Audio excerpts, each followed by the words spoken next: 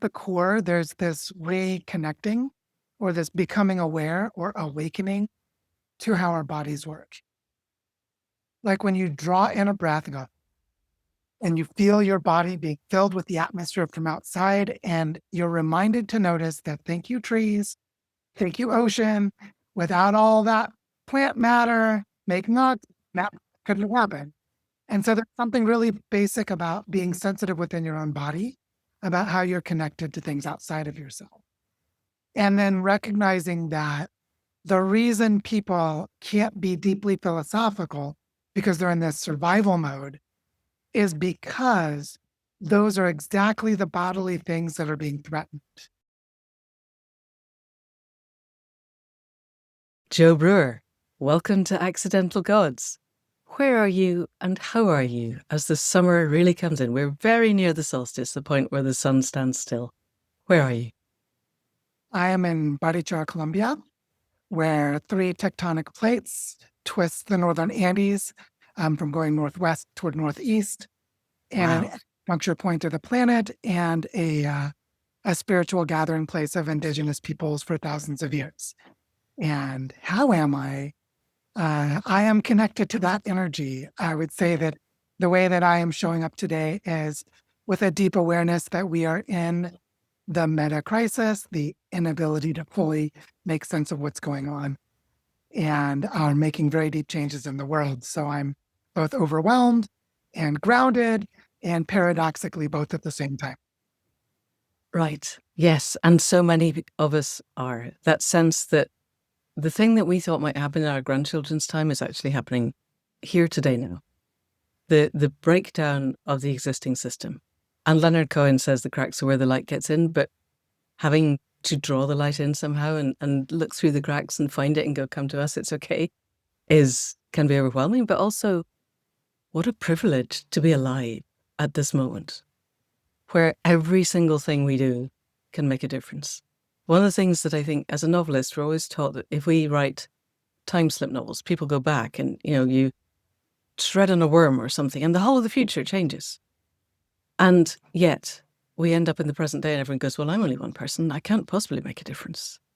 You think, no, you can't. Every single breath you take and every single conversation you have makes a difference. And you are doing far more than that. You have so many ways of connecting with people to help them to understand that the world doesn't have to be the way it has been for such a short time of human evolution. So just before we head into that, for those who haven't yet listened to our last podcast, give us a little bit of your biography of how you got to being the person who co-created Design School for Regenerative Earth and who is the leader of the bioregional movement.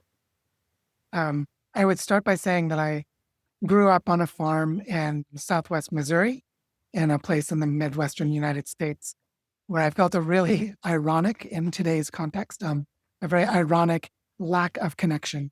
I felt very disconnected from the people and the culture of that place, which is ironic because my work now is about helping people to find rootedness and belonging in place, including discovering that my rootedness to my place, which is not just called Missouri, it's the Ozarks Plateau, and is the birthplace of the bioregional congresses that started around the time I was born in the late 1970s in Missouri, very close to where I was born, and that I am a child of the Ozarks. And the Ozarks is a very unique bioregion that we could talk about more if you like. But my journey from there to here was really one of going out and learning how does the world work. So in a sort of thematic or academic sense, to make it brief, I learned a lot about physics and mathematics and the study of scientific approaches to knowing the world, and became pretty highly trained at a university level in complexity science and in earth systems science, the studies of the dynamic earth, and in cultural evolutionary studies, and in cognitive and behavioral sciences, which is to say I took the time to learn how does change happen in physical systems, in ecological systems, in astronomical systems, and in human social systems. And I apply all of that knowledge to everything I do today. Wow. Okay, how does change happen? This is what we want to know. But just before we get there, let's talk about the Ozarks, because I will forget to come back otherwise. Tell us a little bit about bioregionalism and how it arose when you were born in this place. So in Did the I say right? 1960s and early 1970s, there was a movement that took place in the United States and in parts of Western Europe that in English is called the Back to the Land movement. People who were leaving the city and coming back to the land. My parents, who were both born in St. Louis, a small Midwestern city, moved to Southwest Missouri on the other side of the state to have chickens, to have a big garden, to make our clothes. We knitted our own Christmas presents. Right. And I was in a way, a hippie child in the time of this Back to the Land movement, which was part of the early, I'd say the modern environmental movement with Rachel Carson and this understanding of, in the United States, it was the Clean Water Act and the Clean Air Act and the Endangered Species Act. And planetary-wide, it was, the rise of global consciousness with satellite data and the blue marble. All kinds of things were happening. And the bioregional movement was really initiated by the people who rejected international institutions, technocratic ideas, and in a very core sense, the idea that humans are separate from nature. And so they rejected the idea that environmentalism was about the environment separate from humans. And so in the late 1970s, there was a man named David Henke, who's still alive today, still lives in Missouri. And he observed that he would walk on a hiking trail between the state of Missouri and the state of Arkansas, and that the fictitious state boundary was just like a bad joke. The forest was the same on both sides. Right. So the idea that you could organize ecologically really made a lot of sense to him. And so he started organizing the first Ozarks Regional Bioregional Congress. He started organizing in 1977, and the first Congress took place in 1980.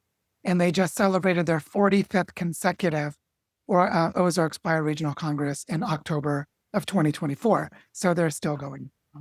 Brilliant. And were you there? I was not there. That's what's so interesting is I discovered it when I was 40 years old and when I was living in Costa Rica. So Too far. The ironies of connection to place. Okay, but the wonder of being in the first quarter of the 21st century is that you can watch it online. Presumably, there's reasonable amounts of it going to be online.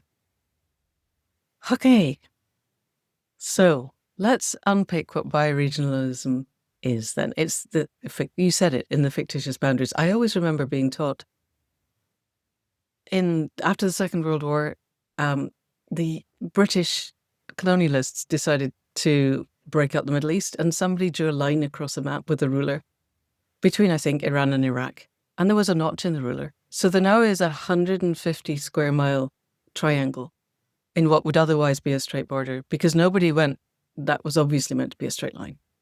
It was just a notch in the ruler. So the border between these two countries has 150 square miles of extra or less, depending which side of the ruler you were on.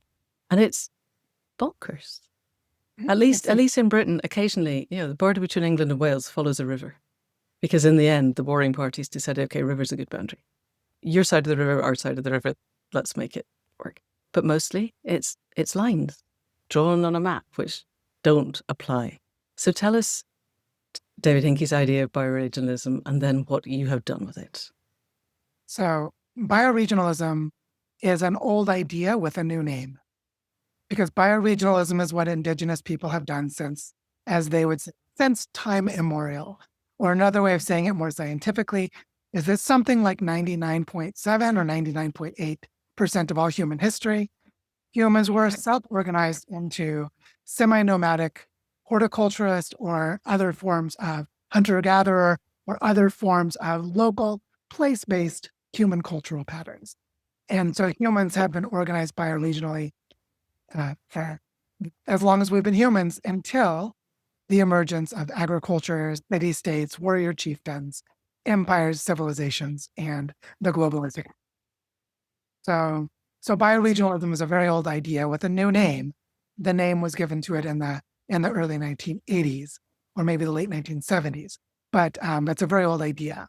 So bioregionalism is an understanding that all living beings have a geographic range of space and time. So if you look at starfish, they exist within an intertidal zone, the high tide and the low tide. You look at an oak forest in the northern hemisphere, it has a range of latitude, and it's dependent on the kinds of geology and the kinds of soils, and on and on and on. There's a geography for biology. And so bioregion, if you want to think of it as a shorthand, is the shorthand for biological region. And sometimes people say biocultural region, meaning human culture. But I think that's a bit of an oxymoron or an unnecessary double statement, because human culture is human behavior. Humans are animals. Therefore, human culture is a subset of animal behavior, which means it's a subset of biology. So culture is a subset of biology. So the bioregional movement emerged by recognizing humans have to be kept in the environment. We literally are. It's factually true that we're part of nature, so you can't artificially separate it. And so in the early days of the bioregional movement, one of the big advocate kind of the categories of people that were advocates were the indigenous people who were wanting to defend their ancestral lands. And they would claim that their culture was inherently part of the ecology of that place. So there was a natural partnership between land defenders and indigenous communities and allies from settler culture who recognize that humans are part of nature. So you see that bioregionalism is a very deep way of understanding how to organize the world. And the early thinkers of bioregionalism, including Donella Meadows, the author of the Limits to Growth study, people who came to understand what this point of view tells us, found that it is actually, quite literally, by definition, the only way to achieve human sustainability. If we want to be sustainable at a planetary scale, the smallest holistic unit that we can organize around is the bioregion. As we can organize around holistic watersheds, we can organize around types of land and ecology, we can organize around the material flow of, which plants we use to make our clothing, which materials we use to build our houses, what is appropriate to the climate of the place. All of this is the definition of sustainable material human culture. And that is because human cultures that are sustainable are organized as bioregion. Basically, by definition, that is the definition of a bioregion. It's the geography for the holistic life system for a population. And so it's the definition of a sustainable element, a sustainable unit. So what we have done with bioregionalism, I'm not the only one, by the way. There are a lot of people working on it. But what we have done in the last maybe 8 or 10 years is we've interwoven bioregional thinking with the emergence of understanding about regeneration and regenerative design connected to what we know about the dynamic planet, what we know about the planet's climate system and its biosphere and its ocean circulation and what are talked about as tipping points of the Earth system and how they regulate themselves, how the planet regulates itself is all interconnected.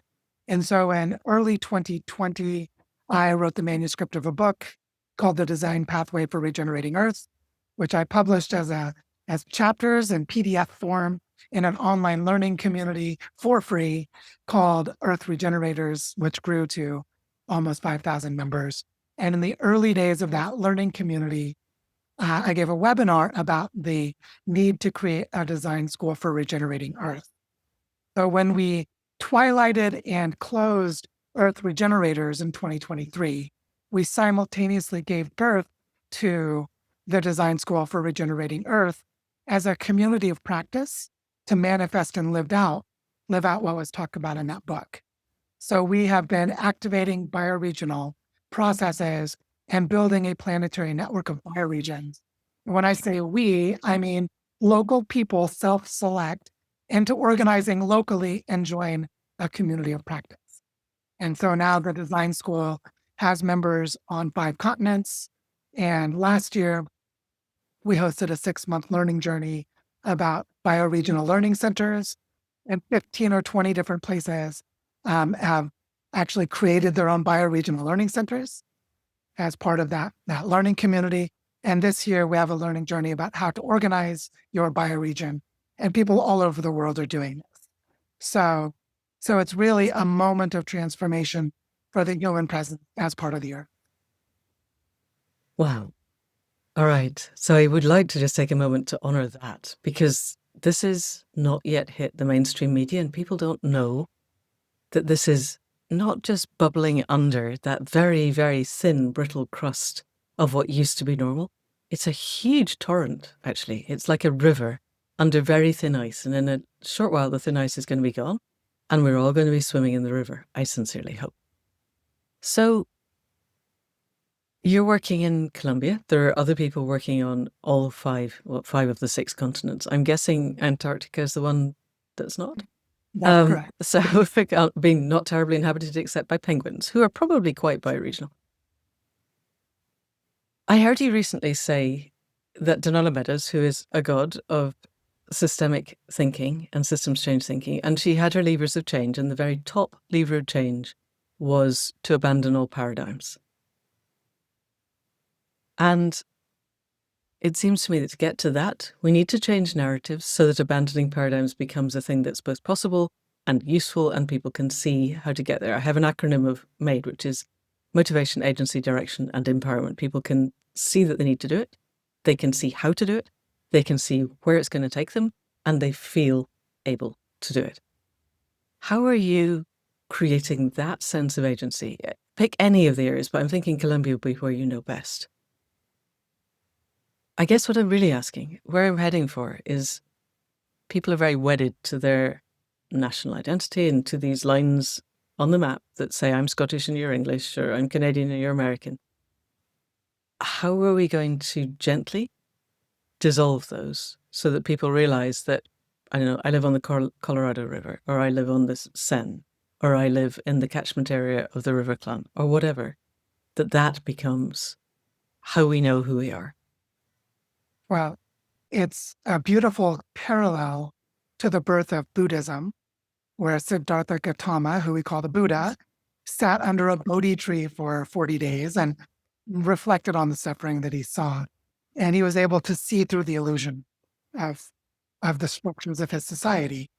Well, that's exactly what we need to do, except instead of, you can sit under a tree, but maybe better is to sit next to a river. And the reason is that water connects all life on the planet. And so, all of the molecules of water in your body have moved through the world's ocean and through the major rivers and through the atmosphere as clouds and rain and snow. And water truly does connect all life on Earth. And so what's interesting about water in this way of thinking about paradigms is that water teaches us how to create life, whether we presume to know or not. So you don't have to have a preconceived notion of how water creates life. Just go be with water. An example is go to a place after the rain where there's a little bit of mulch and notice the little organisms there. Maybe some sprouting seeds, maybe some mold on the decomposing leaves, whatever. I have a story. Yeah. I have a friend who got some money, in fact, from Coca-Cola, which they're very good. They didn't want him to particularly tell anyone. He's going to be on the podcast soon. And he created 11 ponds on the farm that he manages. And he said the guy, he brought in a digger and he had this JCB created pond and it's clay, so he didn't have to line it. And the guy was putting the digger hook back on the low loader. And the pond was already filling up from all the rain in the ditches. And he heard this, and there was a water boatman landing to skid across the surface of a pond that literally had not been there 3 minutes before. It's amazing how fast water draws life. And now he's got emperor dragonflies that apparently only ever lay their eggs and larvae in new water. How the heck they always find new water is their problem, not mine. But they've got the emperor larvae and they've turned into dragonflies. And now they've got successions and they've got life where there wasn't water before. It's amazing. So anyway, sorry, I just wanted to share that.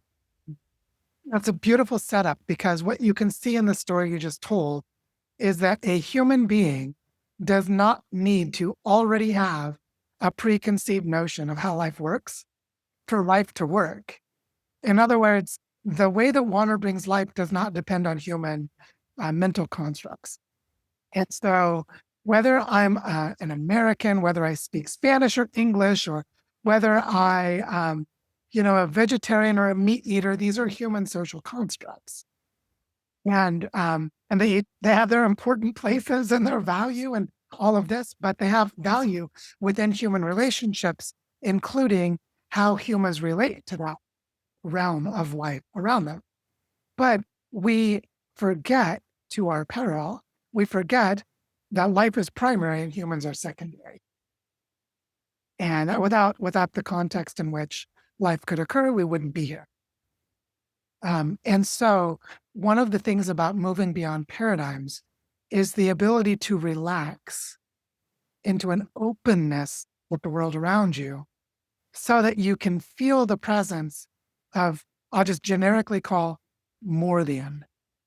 More than. What is more than me? What is more than my understanding? What is beyond what I see right now, where I have to lean over and look around the thing to see what's more than? And there's this receptivity that's required. Receptivity to the other. So like you said about the dragonfly, if I'm going to go and be with the dragonfly, I need to be open to receiving whatever the dragonfly wants to do. I don't have like a little remote control and it's a little flying robot and I tell it where to, no, it's that animal has agency, and the agency of that animal is a mystery to me. And I have to be receptive to coming into relationship. When I can do that, I can transcend my paradigms. But I may not know I'm transcending my paradigms until I try to make sense of it.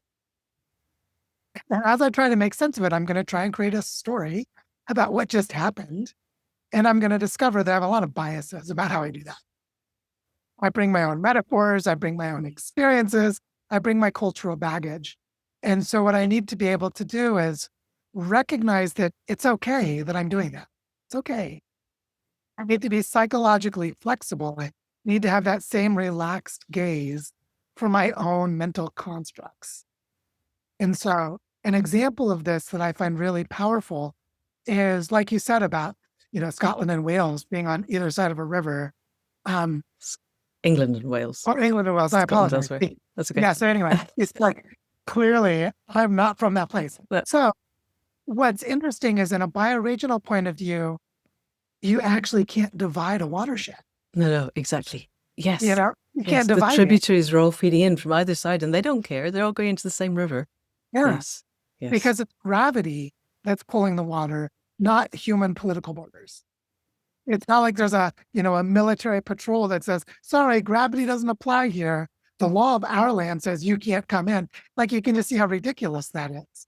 And so what happens is we organize ourselves around what is real, and we discover that there's more than ourselves. And there's more than our own paradigms. So an example that I could talk about is, I used to be very critical of things like capitalism. I used to talk about what's good or bad about socialism and whether people understand it or not. And I actually find that kind of a discourse it's not relevant to me anymore. And it's not relevant because as I work with regenerative economics and I create regenerative economic systems, I don't create them from an ism. I don't say, this is socialism and that's my category, and therefore I'm going to create the world in what I think socialism is. Instead, it is, living systems are economies because they're material exchanges about the management of our home. And so they are economies, and they're regenerative if they have living patterns that are continually renewing and reproducing them moment to moment, like how my skin is regenerated every 30 days. It's reproduced moment to moment. Is that economy regenerating itself? And when I ask that, I notice that I don't need categories. Instead, what I need is an understanding of relationships, which in a sense brings in some categories, but I don't need categories as in, is this socialism? Is capitalism? Is this insert some other paradigm? Instead, it's aparadigmatic in a particular sense, which is that I can see parts of what is happening with different paradigms. And so, this part, look, I can look at multi-capital assets and see how a way of thinking with capitalism helps me understand the diversity of things that are happening here. And I could say, but look at how there's this shared context of managing a commons, and there's elements of what I would have called socialism going on here. And, and I'll notice different things, and my paradigms are still there. They're still useful, but I know that they're limited, and I know that they're not primary. Okay. All right. So let's talk a little bit, because I don't really care about capitalism, socialism. I think they haven't ever really been, other than, no, that's not true. I loathe predatory capitalism. I think it's a disaster, and I think it's how we got to be here. But deciding to do not capitalism is not useful. What we need to decide is what is primary? What are our value systems? What is it that motivates how we organize our store, exchange, and accounting for value, which is what monetary systems do? How do we look at the flows and become part of them and do what is ours to do within them in a way that is holistic, in a way that helps the overall flow patterns? I guess that for me would be what's primary. So let's talk about how we assess primacy and then what flows from that in terms of organizing people. So one of the starting points that's really important is to assert with your ontology, with your philosophical kind of perspective on what is real, assert that life is inherently part of the universe and not outside of it. Because if you think that there's some other spiritual realm and our souls came from another realm, and this is a dead mechanical universe, and the only thing that's alive is those souls from another plane, then you've already lost the game in a sense. Right. Instead, you have to start with life is inherently part of the creative living universe. Do you get much pushback on that? I mean, I know Musk thinks that the odds of this being base reality are so small as it can't be, and there are presumably people who believe that with him. But do you get many people who assert that this is just some kind of clockwork universe and the life happens elsewhere? People with a fundamentalist interpretation of religion in the Judeo-Christian tradition would very strongly say God is there, and I'm saying the fundamentalist view, the literal biblical view, because many Christians would have more of a mystical, pantheistic perspective, but they wouldn't have necessarily analyzed it. So it's like God is the universe. If God is the universe, then life is inherently part of the universe, and we're good. There's no problem, right? It's ones who are like, we can destroy everything here because who cares? God's going to take us to some other heaven realm. You see, like that's where you get the problems. And so that in some ways you can sort of start from first principles of observation. Okay, what can you observe? Oh, there are stars and there are planets and there's gravity and there are these forces. And, you basically end up with the big history story, right? The story of this evolving universe. And like, and where is there life in that universe? And you'd say, well, we know it's on this little planet, third rock from the sun, from the typical middle star. That's a yellow sun. And, and you find that there's life on our planet. And is there life on other planets? Well, we're still looking and we're getting better at looking. But where do we know it is? We know it's on this planet. And so, just from that observational place, then you ask, well, how did that planet create life? And you rewind the clock 4.5 billion years, watch the Earth form, watch the moon form, watch the oceans settle onto the Earth, plate tectonics is happening, and you notice life is inherently part of this particular planetary process. Life is part of a living creative universe. Life emerged as part of the cosmos. And so from there, it's not hard to assert that it's a living universe. It's sort of like, I just proved it. Look, there's a universe. It had an evolutionary process that gave rise to life within that universe. There's life in that universe. Check. And so I don't actually get much pushback. It's more that people just don't think this deeply very often because they're not invited to. And so if you were to ask, where does life come from? Most people wouldn't know to say that life comes from probably ocean vents on a young planet as it's cooling down, because most people have never learned astrobiology. But if you start to explore the rest, they find, oh, that's a really cool conversation. So people really are drawn in with their curiosity. Okay. And we are here, we are surrounded by life. I am aware also that there's the kind of transhumanist view in certain parts of Silicon Valley that what they call nature, which is already a separated word, is an aesthetic option. And which means by definition, you can choose to not have it. And you just wear some sort of headset that shows you a sort of natural world and surf and things, and you don't need the real thing. Let's assume that most people are not there, and most people are, frankly, struggling to survive and just pay the bills, feed their family, keep a roof over their heads, and not get chucked out of their job unexpectedly. How do we, you and I and others like us, bridge the gap from sitting by a river and being completely heart explodingly in love with the process of being alive in a world that we perceive to be vibrantly alive in all places and that we are an integral part of it? How do we bridge that gap to people whose domestication was in a culture that told them that basically citadel mind is a thing, they only exist from the head up, the rest of the world doesn't really matter, everything is a zero-sum game, and you either win or you lose. And it doesn't matter. The externalities of whatever destruction happens really don't matter because your life is okay. How are you finding people are beginning to connect across conceptual boundaries like that? At the core, there's this reconnecting or this becoming aware or awakening to how our bodies work. Like when you draw in a breath and go, and you feel your body being filled with the atmosphere from outside, and you're reminded to notice that thank you, trees, thank you, ocean, without all that plant matter making us, that couldn't happen. And so there's something really basic about being sensitive within your own body, about how you're connected to things outside of yourself. And then recognizing that the reason people can't be deeply philosophical because they're in this survival mode is because those are exactly the bodily things that are being threatened. And so I'll give an example from something I was participating in last week. I was at this gathering called Governance Futures, and I co-presented a session on bioregional governance with a Colombian man named Amari Padilla.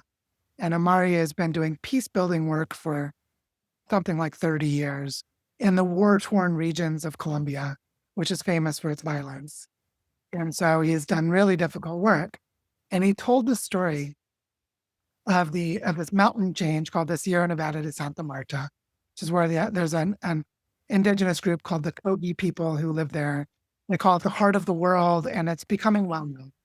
And there's on the kind of eastern and southern sides of the Sierra Nevada mountains, because on the north and west is the Caribbean, on the east and south is where you go into the mountains and join with the northern Andes. That there's an area where there's a lot of mining of oil and gold.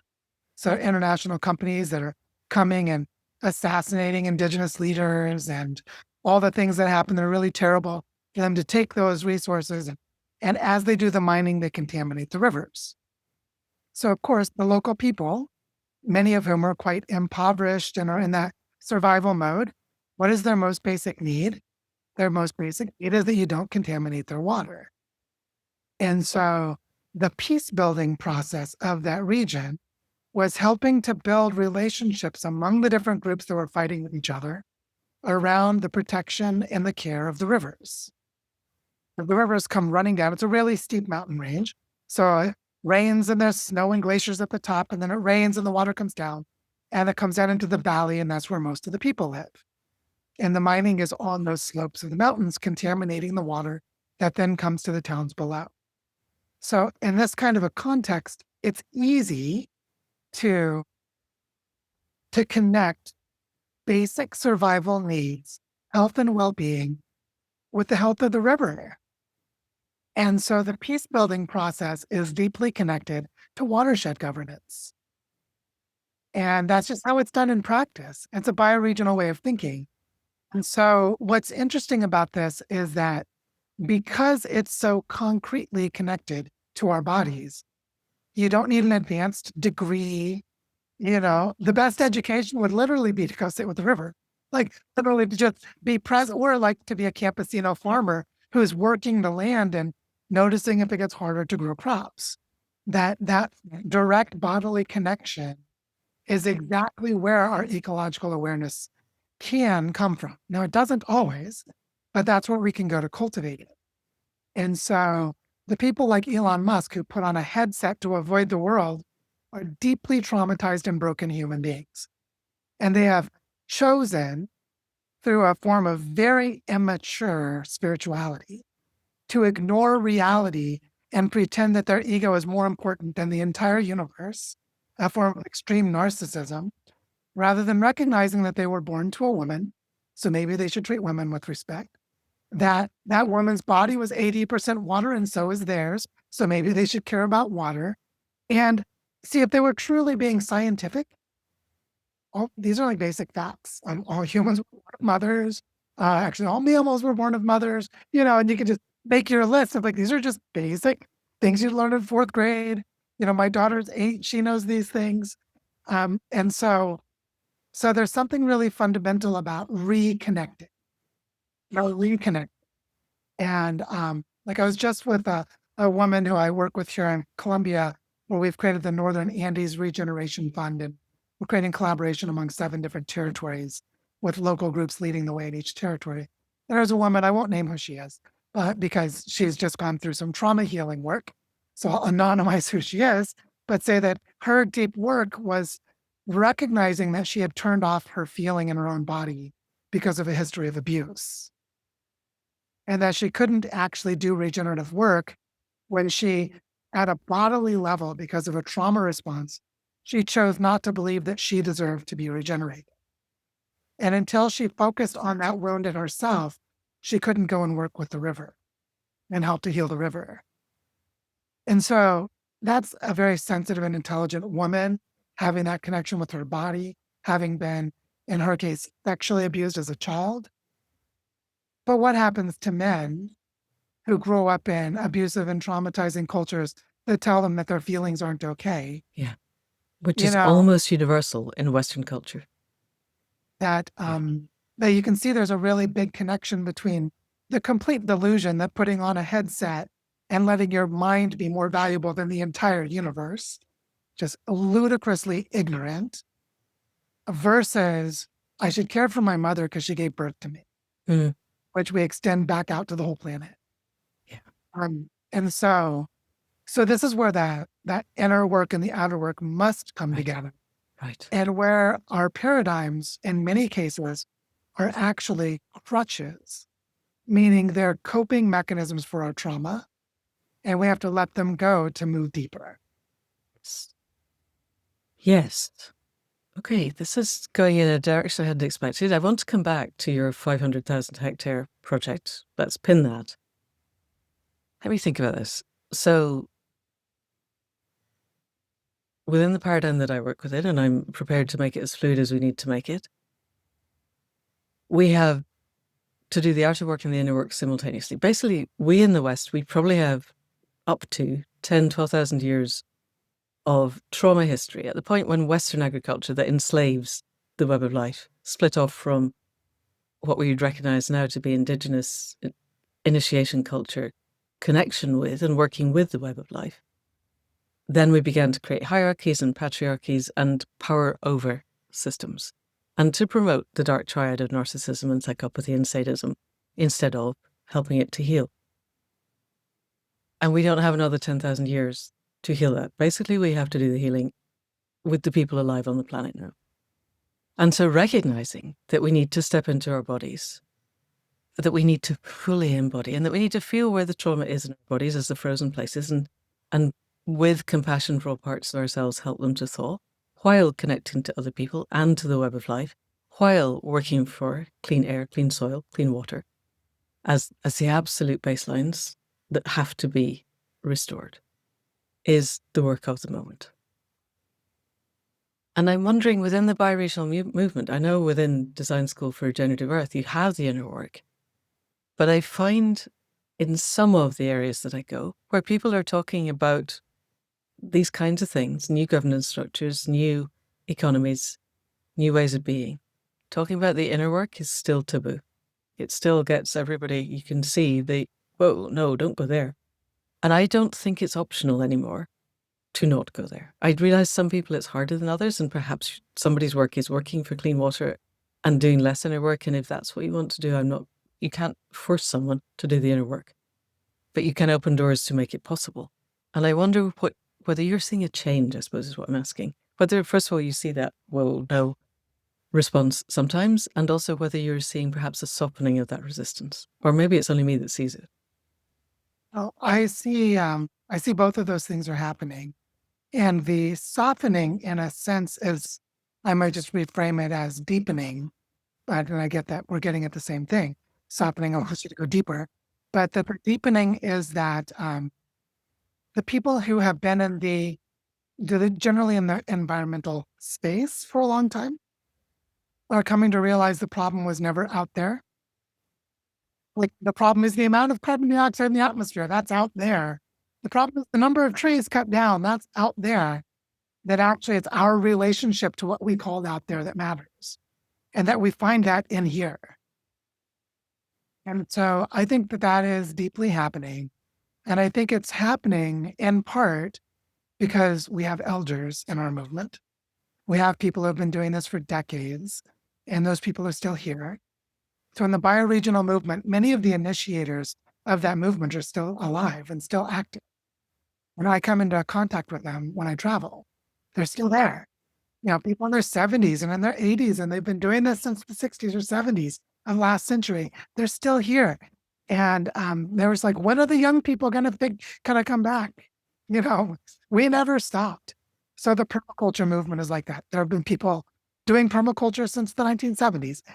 And so there's a way in which the younger generation is awakening to the fact that they actually have cultural elders.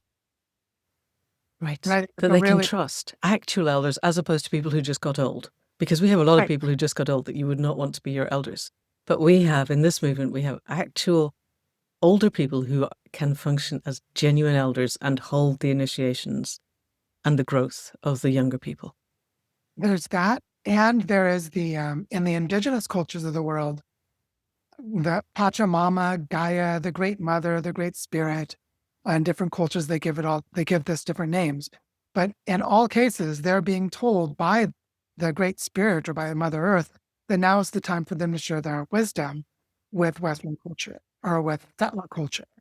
And so you're seeing an opening and a revealing of indigenous wisdom practices all over the world, including, very importantly, plant medicine ceremonies.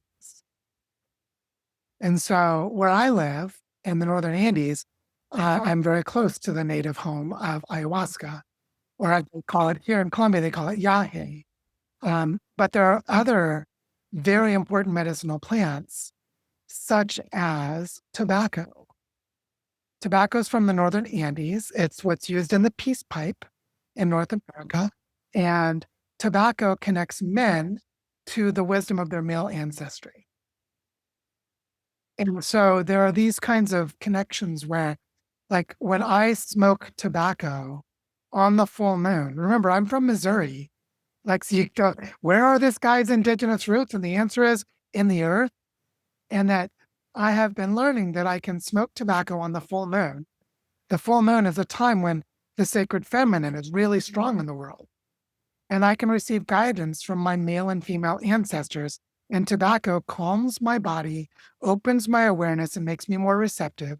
And I can sense patterns as holistic gestalts, because tobacco does that.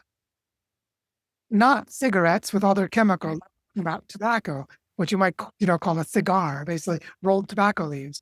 Or you can do it as rapé, which is where you burn the tobacco and make ashes. And there's a way of basically snorting it up your nose into your sinus cavities. And it's part of bringing men into a place where they can have an important conversation, and it increases their ability to cultivate peace. But you're doing it intentionally. You're doing it with the plant, not in spite of it. Yeah. And I'm guessing you've got ways of gathering the tobacco leaves that are honoring to the plant and isn't combined going through fields in Kentucky. It's a whole different thing. Right. That's So this the yeah. connection with indigenous wisdom and plant medicine is really, really important in what is happening.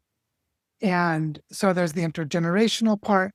There's this indigenous and non-indigenous coming together. There's actually the collaboration of the plant world itself, that the plants are bringing the wisdom to us, not just the human indigenous, the plant indigenous are bringing their wisdom. And so there's all of this, plus the fact that the breakdown is increasingly obvious. Right.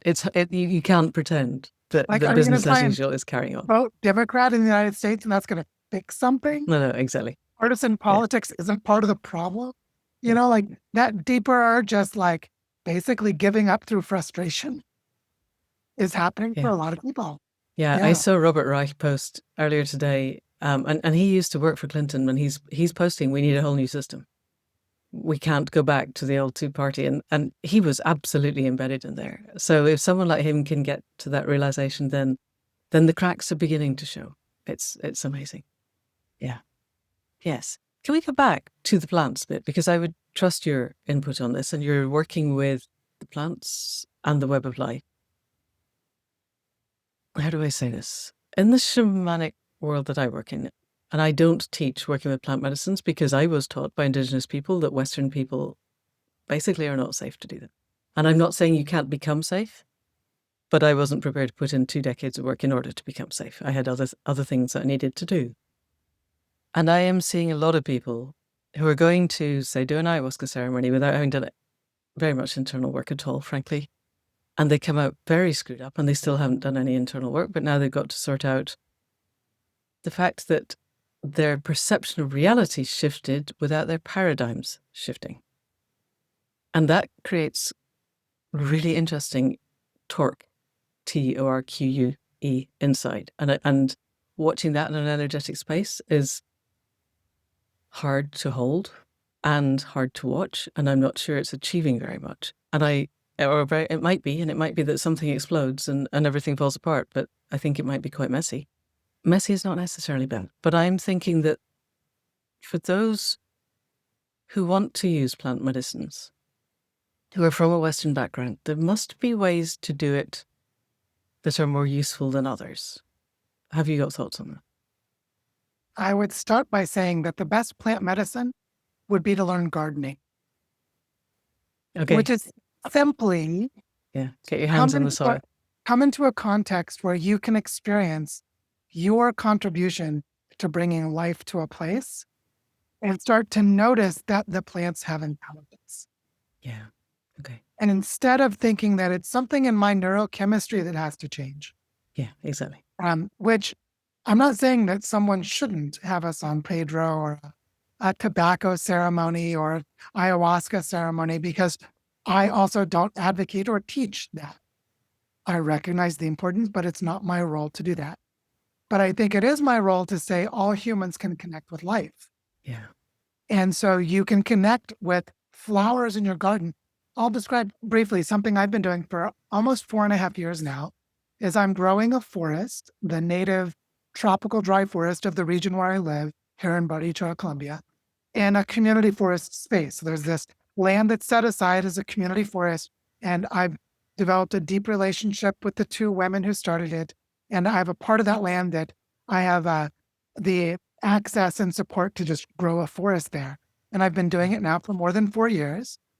And the primary thing that I do is pull the invasive grass from Africa that was brought to feed livestock that came from Europe.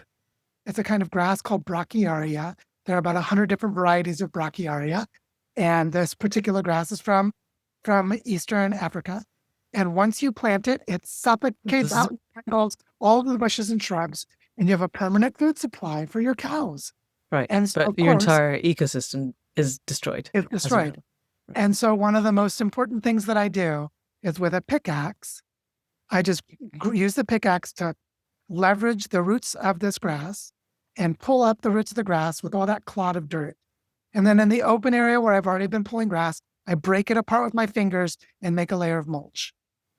And what I end up with is an open area with mulch that no longer has this intensive, aggressive, invasive grass. And then I watch as the wind comes in with the seeds, as the birds land on a tree and poop out seeds, and I wait for the rain. And because this is a place where it's a tropical dry forest, I might wait several months during the dry season. But when the rain comes, two things happen. Seeds from that invasive grass start to sprout. So I have to go in with my little fingers, teeny tiny plants, and the invasive grass so it doesn't dominate again. And the other thing I have to do is absolutely nothing, which is I just watch. I watch. Yeah, I just don't put it. And I watch as this abundance of life comes forth. And because this is the tropics, once the rain comes, within about 3 months, I have fully formed bushes and they're flourishing, and there are tens or hundreds of thousands of tiny flowers. So all of the pollinator insects come, and Colombia has the highest amount of butterfly biodiversity on Earth. So all these butterflies show up, and all these native bees show up, and the hummingbirds that are incredible, they all show up. And then with them come the predators, the birds that eat them. Some of the wasps actually eat the spiders, and the spiders come to eat the insects. And pretty soon, I have filled the niches of this ecosystem simply by pulling the grass and getting out of the way. Now, when I watch that, when I talk about plant medicine, you know who's restoring that landscape? It's not me. It's those native plants that are restoring that landscape, and then all the other life associated with them. And so for me, that is plant medicine. And it's healing, and it's plant intelligence, and it's what we need to be doing. We need to be restoring ecosystems and landscapes. And so there are two lessons here. One, if someone didn't pull out that grass after it was put there, the ecosystem couldn't come back. Humans have a necessary role in the restoration of the landscape. And two, once we pull the grass, the ecosystem is smarter than I am. I don't have to design it. I don't have to know how it works. I don't have to know the names of all these plants. I just have to watch what they do and learn from them. And this is a deep decolonizing process. Yeah. Yes. That's so incredibly lovely. Thank you. Right. Yes. And even in rural England, which was colonized a very long time ago by the Romans, even so, I live in the middle of nowhere, and I can go outside and just stay open, and maybe the cleavers say you need to make tea from us, or the nettle says it, or the dandelion sage, or the hawthorn says it, or later in the season it's silver birch and whatever. And drinking something from newly picked cleavers' heads is like drinking raw spring. It's amazing. And I feel so alive afterwards. And thank you. And that's just being able to connect with the plants in your garden in that way, particularly the ones that we call weeds, is phenomenal. Thank you. Alrighty, that was very insightful. So tell us a little bit. You have 500,000 hectares that you are helping to co-steward, a bioregion in this part of the world where you live. Do you want to tell us a little bit more about that? Yes, of course. So what's great about the place where I live, which is a unique, an uncommon feature, is the shape of the mountains very nicely create a definition for the climate of our region. Basically, there are 3 different mountain ranges. The Northern Andes divide into 3 mountain ranges, and they form the shape of a triangle where we are, which means that to our west, there's a high mountain range that blocks all the water by creating a cloud forest. The mountains are so tall that the air rises and it forms clouds and it rains, and then the dry air comes over on our side. And what that means is that the moisture has to come in from our southwest, where those mountains get lower, and they enter into a triangle. If you think of 3 lines of mountains that form a triangle with one little corner of the triangle kind of open, where the air can come in at a lower elevation, but then it circulates as it bumps up against the mountains, creating this really clear, well-defined climate pattern. In the last 80 years, local people have cut down about 95% of the forest to grow monoculture crops. A lot of it tobacco for the British Tobacco Company. which would sell it to British to Marlborough and Philip Morris and others and such and all of that.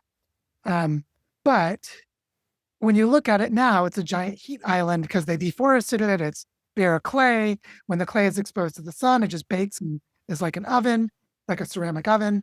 And then that pushes the moisture away. And so we're becoming a desert. That's like the short answer of what happens when you come to a place like this and cut down all the trees. So there's a need to restore the connectivity of the ecosystems, to put a layer of forest back into this area, to restore the cycling of water. But in order to do this, we have to change our economy. In the town that I'm in, it's mostly a tourism economy. The town is a national monument for Colombia, and they preserve a lot of the cultural practices. The streets are made of cobblestone that are hand carved with hammer and chisel by stone workers. They're textile workers who work with native plants, and there's like a huge wealth of knowledge in this place that's still here. And so a lot of what we're doing is connecting what is here into patterns of landscapes. So we're connecting watersheds and ecological corridors and ecosystem types together with programs in education and with models of tourism and manufacturing connected with the material flows of this kind of forest that is here, which is the high Andes tropical dry forest. It's the only one of its kind on Earth. And so we have very unique plants and animals, and it's very beautiful.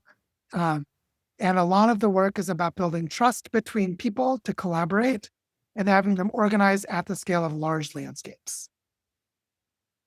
And so we're doing this in Barichara, Colombia, in this area of 500,000 hectares. But we also are part of a movement of territorial foundations. We created a foundation that's organized territorially. We created a platform of collaboration among all of the social actors in our territory and have this nonprofit that manages that collaboration. But there are 9 other territories in Colombia where people are creating their own territorial foundation, and there's relationships between them. And last year, we created the Northern Andes Regeneration Fund as a collaboration among 7. So our territory plus 6 more, where we're working to regenerate the entire Northern Andes. And so, so this way of collaborating at landscape scales then grows up, through a sort of fractal nested layers, this similar pattern at different scales, is that, for example, our climate system, these 3 mountain ranges, gives rise to a cluster of canyons and 3 major watersheds, 3 big rivers. The Fonce River, the Suarez River, and the Chicamocha River, all of which drain into the largest river in Colombia, the Magdalena. And the Magdalena River is comparable in size to the Colorado River in the United States. It's a very large, very significant river that runs into the Caribbean eventually. And so you can see that we have 3 major watersheds within a cluster of mountains, and they all drain into the Magdalena River. So we're part of a bigger system. We're part of something bigger. And so our bioregional framework started as the territory around Barichara. But now our understanding of the bioregion is the network of connectivity between these different territories and different ecosystems across the Northern Andes. And so our bioregional regeneration work has grown to the scale of something like maybe 25% of South America. It's something similar to the scale of the Great Lakes in North America, or the North Sea in Western Europe. There are a lot of different watersheds that drain into it. Yeah, or the Nile in Africa. It's huge, isn't it? And this is the scale of the work in the design school for Regenerating Earth, is people are organizing their own landscapes within larger connectivity to parts of a continent that are coherent to themselves, like the basin of the Colorado River, the basin of the Great Lakes, because all of the Great Lakes are one big basin, the basin of the North Sea, the basin of the Mediterranean, which actually fuses 3 continents. And so, so the scale of this seems overwhelming until you see how water already organizes it. Right. Which brings us to fitting with the river. Go and sit with your river. How are you building trust? I'm really interested in, you talked about this at Governance Futures, and you're talking about it again now. In real terms, on the ground, how do you, I'm guessing one-to-one conversations, but do you get the ripple effect you'd expect where you talk to 3 people and they each talk to 3 people and you grow exponentially? Is that how it works? No, that's not Right. how it works. Sure. Okay. Because exponential growth is not human cultural Okay. scale. It's human technology scale at the moment, but it wasn't before. It's not a normal way for human technology to develop. So the way that we did it initially, which is a good way to think like of a recipe, I'll put my finger quotes up because there's no real recipe, but as a way of thinking is you gather like-minded people and form a group around a shared purpose. Okay. So in our case, we started with 15 people who were already doing regenerative projects in the territory, who had a track record of success, who had demonstrated their devotion, and we gathered around the shared purpose of organizing to restore watersheds, because water unifies the people of our territory. And so we gathered 15 like-minded people and we organized around water. When we did that, we created a coherent set of social norms, priorities and expectations, and we practiced making decisions about allocating funding. I would go and do fundraising, I'd bring it to this group, they would practice making decisions together. And then in this way, we created governance. Can I ask, did you use sociocracy or another kind of social technology? How did you organize the making of decisions amongst people who presumably didn't know each other? What were your baselines of that? The main thing that we did was organizing around pro-social processes. So Eleanor Ostrom's 8 core design principles for how to create an effective commons, together with the cognitive behavioral work on psychological flexibility and the use of acceptance and commitment training to be able to create shared context and flexible and agile relationships. So there's a lot that you could learn from pro-social world, which teaches people this approach. And we discovered that sociocracy was very useful at one point in our process. We discovered that tracking value flow was very important. We discovered that Paulo Freire's work on the theater of the oppressed was really important. We discovered that Indigenous practices like speaking and listening circles, or in Spanish, it's called Círculo de Palabras, word circles, an Indigenous practice of non-judgmental, compassionate listening that we use a lot of. Plant medicine ceremonies to build trust and relationship. So there's actually been quite a few different approaches in different contexts. And all of them have been useful. Okay.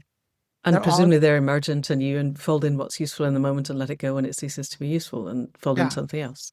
Yeah. But how's that? Really, I'm curious. You've got 15 people. Are you all going out and going, okay, so here's sociocracy. I learned a little bit about sociocracy. Let me teach you all about that. Or is there a person in the group who goes off to explore other potential ways of doing things?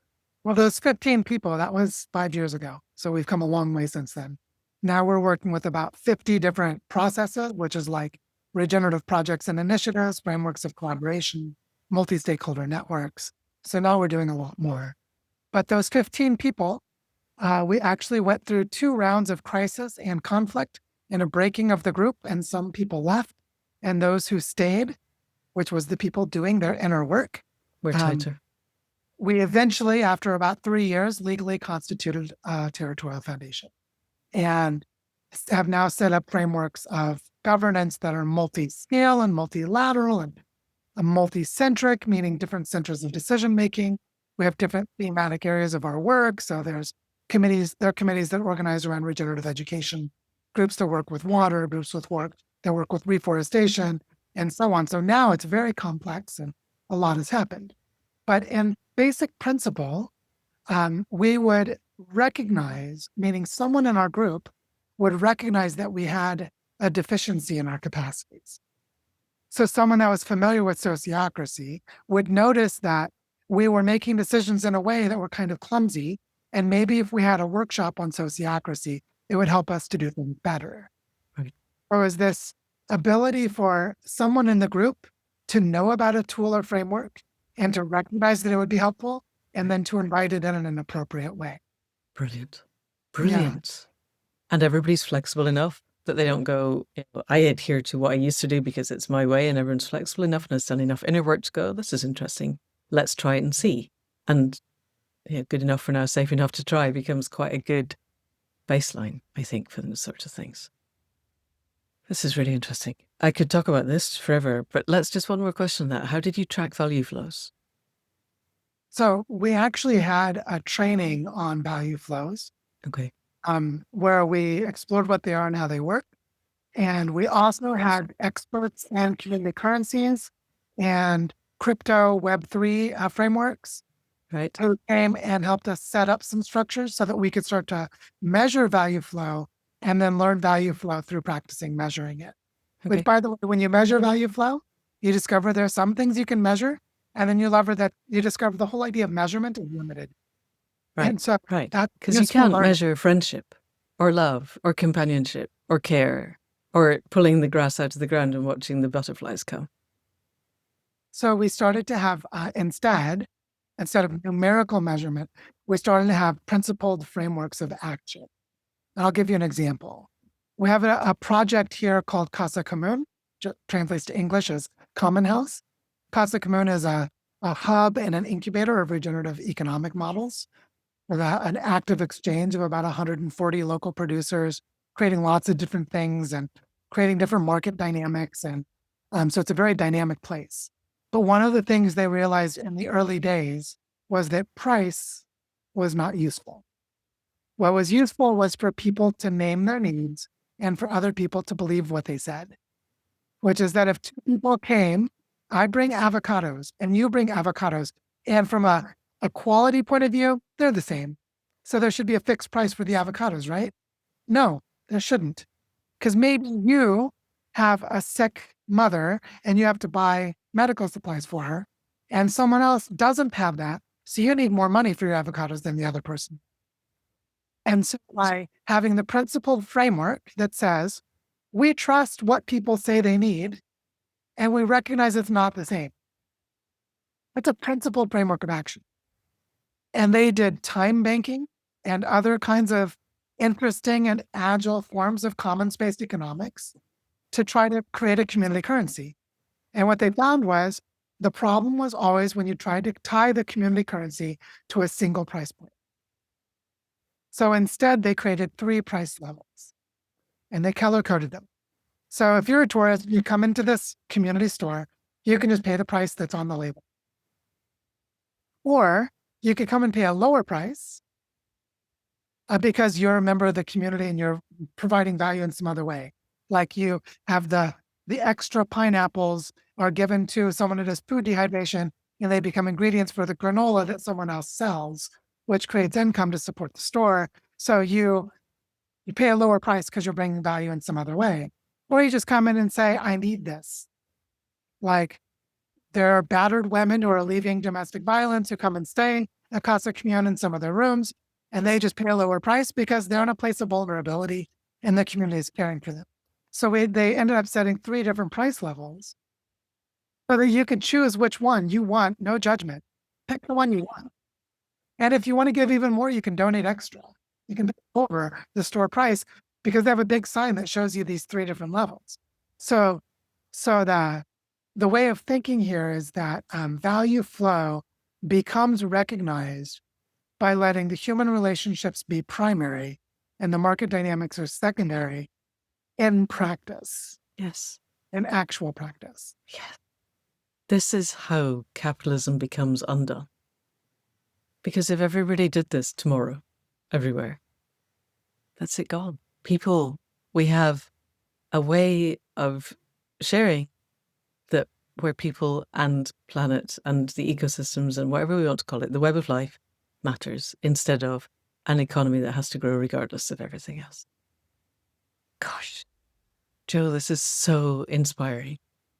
Where do you, in an ideal world, where does this go? Where do you, when you dream with the plants or without them, with your river or without it, where is the future of this? I see the most powerful attractor in the future is a deep sense of belonging and joy in the awe and majesty, the beauty and the wonder of the world by people coming back into relationship with it. And I'll just give a little example from yesterday to show like how concrete this is now, even though it's where we all need to go. Is I've been really powerfully impacted by choosing to have a child while knowing that collapse is happening. And so my daughter's 8 years old now, and I've made a lot of decisions on her behalf. And we created a regenerative school for children, and my daughter goes to that school. And then we realized the word school is wrong, and now it's a community learning ecosystem, and we're undoing the school part, and all of it. But yesterday, my daughter wanted to go to a place where there's this amazing, huge tree full of vines, and she wants to climb on the vines. But it's been raining really hard, and the river is high. So we get to the edge of the river, and we just start grabbing rocks and building a leaky dam, which is a way of cleaning the river, actually. But we're also building a bridge where we can walk on those rocks to get to the other side. And so we're just like building a dam to go play in a playground that's the forest, in a place where we're actually restoring the river as we do it. And then we go, and as my daughter's climbing in all the branches and the trees, I'm building another leaky dam and just having fun restoring the river. And in the midst of that, I see this black mound that's about up to my waist. I'm like, what is that? And it's a beehive of native bees. And these black bees that don't have stingers come out of this beautiful beehive. And I'm in a moment, I'm enraptured. I'm enraptured by just the awe that in this place, right next to this contaminated river, next to this amazing tree with all these vines, my daughter's climbing all over it, and I discovered a treasure, which is these beautiful native bees. Now, that is what we all could have.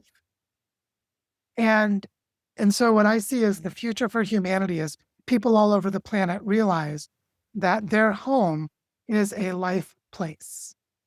Peter Berg, one of the pioneers of bioregional thinking, was a beat poet and did street theater in San Francisco in the 1970s. And he created words. So he said, we aren't residents, we're inhabitants. Why are we inhabitants? Because we're in a habitat. And he did this sort of like beat poetry game with words. And so he created lots of beautiful words.